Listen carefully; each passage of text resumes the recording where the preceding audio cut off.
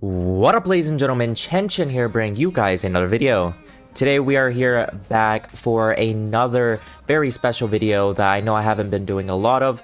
It is the informative guides. Today, it's going to be none other than Viego mid.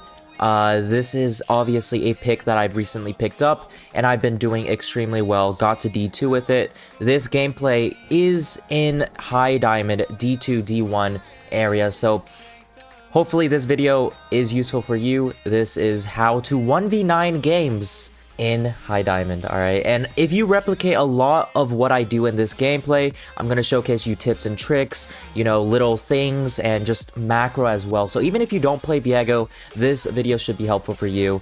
You already know how the informative guides work. If there's a point and pause, you know, where there's not a whole lot of action, I will skip out. So it's not like a full 30-minute video, but it's still going to be pretty long and a lot of information for you guys to learn off of. So if you find this video useful, make sure to smash the like button, join the Crimson Pack by subscribing to the channel. Let's get right into it. Alright, so starting off, we are laning against a Zed. Like I said, this is in high diamond elo, so a lot of players are going to be, you know, those one tricks. This Zed is definitely one of those one tricks. So being able to be a one trick with a champion I just picked up feels pretty good. So you're gonna see exactly through this gameplay how absurd Viego mid is, and also how to carry with the champion. I don't want to give any spoilers, but just know I pretty much did not have a single teammate this game. This is the true definition of a 1v9. So in laning phase with Viego, you're not looking for a whole lot. You're trying to look for Q poke with autos, as you see right here. And I'm actually going to go in for a W auto and just a beautiful, beautiful all-in. So let me actually rewind that really quickly here. You see that I get a full range Q. He walks up, I auto him. For my passive, I land a beautiful W, auto Q, and then I flash ignite auto. That is just absolutely absurd. You know, Zed, you know, one of the best early game champions towards that level 2, level 3, and then all the way to level 6. Extremely potent. He gets freaking solo killed, guys. So that is the power of Viego. And although my wave is pretty ass, I realized that the wave was horrendous in this situation. There's not a whole lot I can do. If I were to shove it all out, in which Viego doesn't have the best wave clear, I would lose a lot. So you're just gonna have to sacrifice. Now, very important to keep that in mind that in terms of build pattern, I'm going for the plated steel caps into the Blade of the Ruined King into Kraken. This is my go-to build for Viego. There's a lot of variety in this champion. Some people could still go Gore Drinker despite it getting nerfed. Trinity Force works as well, Immortal Shield Bow, Stridebaker even. Like, there's a lot of options, but personally this is what fits best for me, and you're gonna see how it goes in this video when I absolutely 1v9. So right off the bat, got a solo kill, feeling really good. We're looking into something here. We see their jungler on a ward, not gonna force anything. Fast forward. Just farming the usual. You're not looking... So Viego in lane isn't actually looking to solo kill a whole lot. The only reason why I got the first solo kill was because it was fucking free. I mean, this guy was kind of sprinting it down, if I'm being honest with you. So a lot of times what you're looking to do with Viego is actually look for short trades and then sustain with your passive, where you just Q minions, auto it for a good chunk of healing. But he also has potential to 1v1 and destroy, so keep that in mind. But with that playstyle, you should be able to see exactly how I'm executing. I'm not looking for a whole lot of all-in trades right now. I'm looking to farm, clear the wave, sustain, poke him if I can, clear this wave. Absolutely beautiful, and we're just going to keep doing it. Rinse and repeat. Not looking for a whole lot here. Clear the wave.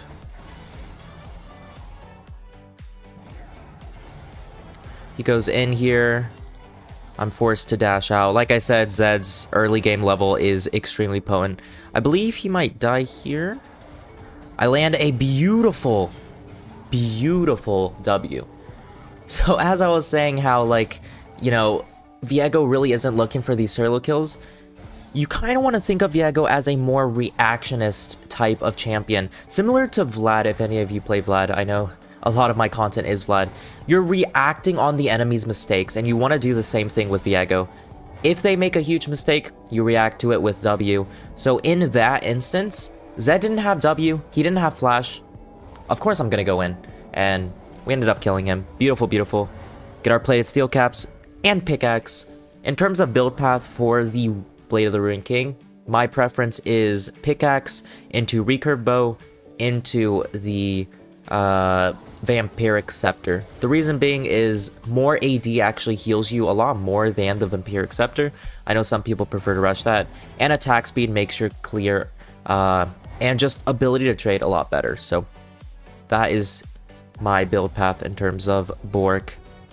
So right now I'm not doing anything specific. I'm not doing anything insane, right? I'm shoving the wave and looking to roam. Viego is a really good roamer with his E. You can find yourself camouflaging into a lot of positions where they just cannot see you. Now I actually go for a roam here because I shoved out the wave, and I'm going to be able to go and arrive on time. My teammates die here. Let's see how I play it. Cast my E over the wall. Land a max W. Auto, ult, get the kill. And we're trying to look to go in. Absolutely beautiful mechanics there, ladies and gentlemen. I use my ultimate because it is an unstoppable, and I completely dodge Thresh's hook. So I didn't say this earlier, but this is possibly one of the hardest 1v9s I've done in my whole entire career of League of Legends. One of my best games that I played so far. I don't know, I'm just so excited to share this gameplay. So I missed my Q. We're chasing, and boom! Beautiful. I have all 6 kills out of my team. It is 5v6. The scoreline is pretty much tied up, and I have all my kills. You can already see how I'm 1v9ing, and it's only going to get better towards the late game. I can't wait to show you guys. So once you get your pickaxe and I believe a longsword, you should be able to one-shot the back wave if you Q auto them, which is just a small Viego tip. So the power of being able to shove and being fed is I can just go to these plays faster than Zed can. And that is so big for my team. So we make it to this fight before Zed can even start coming. Pick up a beautiful kill. And now I'm the Kindred. Using Kindred's passive, and then I'm ulting to maximize my damage. No clue how to play Aatrox, by the way. But still, luckily managed to make that work. Like, I literally never played Aatrox in my life. I literally just press EW. It fucking worked. I got lucky, guys. I got lucky. It was a chain. Okay. So there you guys go. 9 kills from my team. 9 kills from Viego. I have all the kills. And my team's kind of inting. My jungler at this point wants to FF. My bot lane, my Draven literally said this game's unplayable. Let's FF. I said, hey, yo, I can carry. Just shut your mouth up. Actually, I didn't say that. But I said, yo, I can carry. Just play safe. Do your best. You know, that type of thing. And, you know, diamond players and their egos. He was like, no, I can't play this game. So let's FF. That was kind of my whole team morale. The only teammate I realistically had this game was Renekton. And even then, he didn't impact a whole lot, So my Kayn managed to get the Drake. And I feel as if it's very important to keep that in mind, that Drakes aren't really a win con to play towards, but when you're like solo carrying, you want to communicate to your teammates these type of plays. So I told my Kayn to do Drake there, and because I'm so fed, I know you guys are like, what the fuck? That looks broken. I get it, but keep in mind, guys, I am fed. Viego, in my opinion, I think Viego is one of the more balanced champions that Riot actually has released. You know, he has like a very tame win rate. Tier 2 in all places, pretty average, I would say. Definitely not extremely overtuned, but there's a lot of skill expression with this champ, obviously. I mean, you're playing 154 potential champions, right? But very, very fun champion, of course. So, like I said, very reactive. In that instance where I went in, if you remember, Zed wasted his W. I'm gonna go in. He has no way of dashing out, right? So that's why I went in there. We're gonna shove out and look to sweep out any potential vision, trying to set up my team for success. I see that top lane. It's gonna be pretty hard to gank him, especially since I don't have ults. So I'm just gonna take the scuttle instead. Now, the beautiful thing about using E is that 90% of the time, the enemy's going to be scared. They're not going to walk near the mist. And if they do walk near the mist, you can punish them with a fully charged W or even a small charged W and just look for a quick trade like that. They get a pretty successful gank here with Zed. I can't really rotate. I was on top side, so I'm just going to shove out and seek to get the tower. And just kidding, Kindred's here. Viego's not a great tower diver, by the way. You will throw a lot of games trying to tower dive just because you're very one-dimensional in the aspect that you kind of have to all in, right? You have to use your abilities for damage. If you're not using abilities for damage, you're not going to have enough damage. So it's very crucial to not force tower dives, especially when you're this ahead, guys. It's just super, super throwy. So we're able to pick up Thresh, collect his soul. No clue how to play some of these champs. Guys, you don't have to know how to play every champ to make Viego work. I probably only played 80 champs total in my League of Legends history career. So a lot of the champs I'm just kind of forfeiting, or not forfeiting, but like first timing, right? But you can kind of almost assume I know what every champ's ability does. I just don't know like exactly how to execute it. So we're looking to steal Kane's camp. I see Kane on the bot side. Keep in mind, guys, at this point, Kane is just like, yo guys, let's FF. What are we doing? FF. So now, although I'm not the best teammate for stealing his camps, realistically, I'm going to make much more use of it than a mentally ill person. Let's not be toxic. Someone struggling, let's just say that. Kane was definitely struggling this game. So right now, we're 10-0-2 with my Kraken Slayer and Bork finished. We are feeling so good. And this game's pretty long, so I do want to fast forward some parts that it's just me farming, right? Nothing to show here. And keep in mind, guys, I am maintaining very high CS. I believe this is like 9.5 CS right now. Try your best to focus on CS. I know personally some games my CS isn't the best, and if you're into like mage matchups, it's actually pretty hard. So I get caught here. Like I said, Kane's kind of autopiloting. I pinged Kane to set up for Drake. In my eyes, now I'm not like a perfect player, right? But in my eyes, it's better because we just win team fights. I'm so fed to just play off of me, right? Like play off of the carry.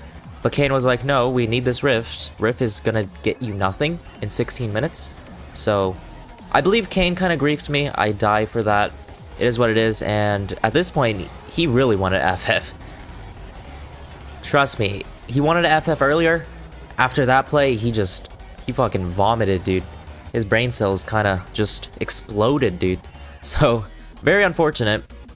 But I think that's the beauty of this gameplay that I'm showcasing for you guys. I was able to 1v9, despite having, like, so many mentally ill teammates. Alright, so at this point, I see a lot of people on the map. I see 2 mid. I see Aatrox top. Now, I don't actually see Kindred, but I can only assume he's not near me. So I go for this tower dive, I believe. Yep. I missed my ult. It doesn't really matter. Zed's way too behind and I'm way too fed. So I'm able to get a beautiful kill. Now remember what I said about tower diving. I don't recommend it. But we can see right there, Zed W'd over here. That's outside of the tower range. So I feel very confident to tower dive. And we're able to pick up this tower. Just some small mini Viego tips. Alright, I'm not gonna like exit out of here and go to practice to show you, but you can E back, right? Start your channel recall, like press E and then press B right away to camouflage yourself under the recall for the full duration. Or you can WE to camouflage yourself while charging W. Just some small tips for you guys. So we're able to pick up a beautiful kill, and once you kind of start going with your... Guys, I don't know if you saw that, but that was so fucking juicy. That was, like, in his face, by the way. I ulted his hook inside of his face. Just absolutely beautiful. But, as I was saying, what was I saying? Oh yeah, Viego is really good at team fights once you start getting rolling with the kill. So here, the macro wasn't the best, either for my teammate or for me. I'm zoning Ezreal off of the Baron here. Now, Kayn is dead, but... they literally don't have much ways of getting into the Baron pit, right? It's just Ezreal. Ideally, we should have, yeah. We saw what happened. Ideally, we should have blocked it, but now right here, Kane was blaming me, guys. He was like, "Oh, mid gap. Why is Viego chasing Ezreal?" Yep, he literally said that. I'm not kidding. I don't know, man. 13-1-4 and apparently a 2-6-7 jungler is fucking flaming me. I don't know, guys. I feel as if Riot should add a system. If you're boosting other players, they shouldn't deserve the LP. Or you should get more LP. Like, we're gonna see through this gameplay and the amount of good plays I had, I should not have gained the amount of LP I got. Should have gained 30 or 40, I swear, dude. Oh well, maybe Riot can have that in the future. So, we're just looking to constantly fight. I got my items here, and I'm super strong. So, we're just looking to consistently fight. Viego's not the greatest scaler, but he's not bad either. I think that would be how I describe him. Because he built ADC items and bruiser items, you know, those often do tend to scale fairly well, especially like Kraken Slayer. Like, most ADC items are good, and then the bruiser item with like Sterak's and Bork, they're not bad for scaling. But you still don't want to go into like 40-minute mark, especially when you're so far ahead. Because keep in mind, guys, if you're like this far ahead, you know, let's say I'm full build right now. I'm going to be full build later on, but let's say I'm full build right now and I'm still like perma farming. What's that going to give to yourself, right? What's that going to give for your team? Absolutely nothing. So we're looking to fight. I get a reset off of Aatrox. Like I said, no clue how to play Aatrox, so I whiff my combo. I use ulti. I pick up, I believe, Kindred. I use his E because I know how to play Kindred. Once again, dude, my ults are absolutely insane. I think it's more of my reaction time, actually. I dodged Thresh's hook 3 times, guys, with my ulti. The Unstoppable is super, super good on Viego's ult. It's insane. So right now, we're 17-1-4. Kind of reiterating what I said earlier. When you're full build, you don't want to give the enemy a chance to reach full build. So you want to consistently look for pressure and look for team fights. That is why I'm perma fighting. Because I already know I'm so much stronger than them. There's no reason to drag this out and try to scale. So right now we're backing. We should be able to buy my Def Stance. Keep in mind they're full AD. Def Stance is super good here. And I believe we're going into Thornmail last item. Alright. I don't know if you guys can hear a plane going up, but Jesus, that plane is loud. But yeah, I just use ult to dodge. Your ult is the only real like gap closer against walls, so you want to use it. Like, sure, it's a fairly long cooldown. Like right now it's 55. It's roughly maybe like 70. It's a fairly long cooldown, but just use it to get out of sticky situations. Your W, hopefully Riot changes it so W can go over walls. I feel as if it's so stupid how it can't go over walls, but anyways, I digress. We're looking on Zed here. He ults onto me, which is stupid. We get him. We transform into Zed. Beautiful Zed combo. Onto Ezreal. One-shot him. And I don't think we can chase him. Okay, we're just able to pick up Zed. I use Zed's W to transform over. I flash over to get onto Ezreal. I ult, Q, auto, kill the Ezreal, which is so big. I have to quickly transform back because Ezreal is weak as hell. He's not weak, but he's squishy. I should have said it like that. Ezreal's squishy. I have better items if I become myself against Aatrox. So I use my ult very early. I maintain into Kindred form as much as possible because Kindred's going to do a lot of damage with his E, auto, Q, and then I transform. There's a lot of skill expression going on to Viego. Hopefully you guys can see that through this gameplay. We're approaching the end of the game pretty soon here. I land a beautiful W, by the way, guys. That went over the minions onto Kindred.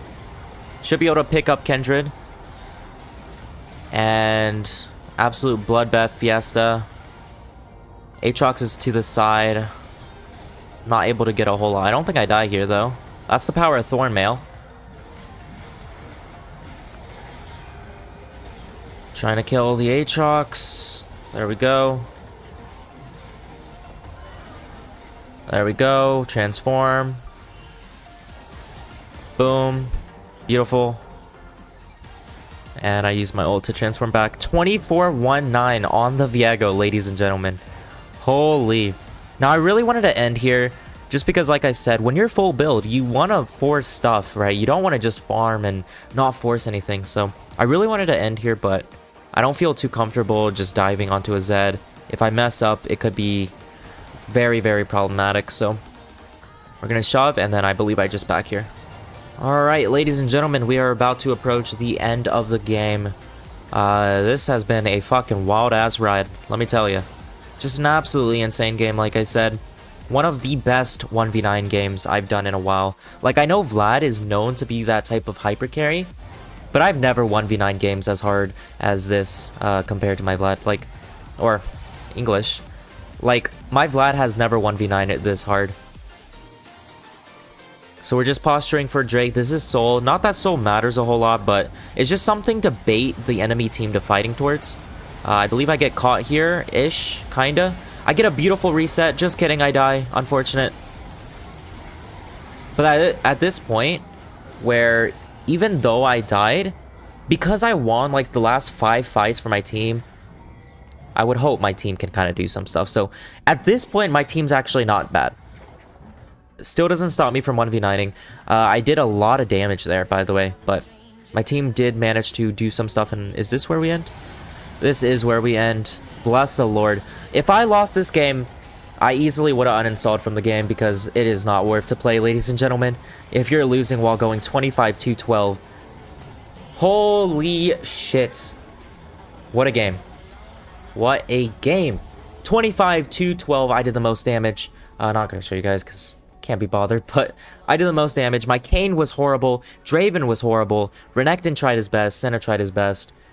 Tried her best. And that is the game. This is how to 1v9 games with the new champ, Viego. Super rewarding. Please let me know how the video went for you guys. Hopefully you found it useful. There was a lot of tips and a lot of information compiled into the video, but if you watch it all the way through, thank you so much. Might as well drop a like while you're down there and comment as well. And that is the video.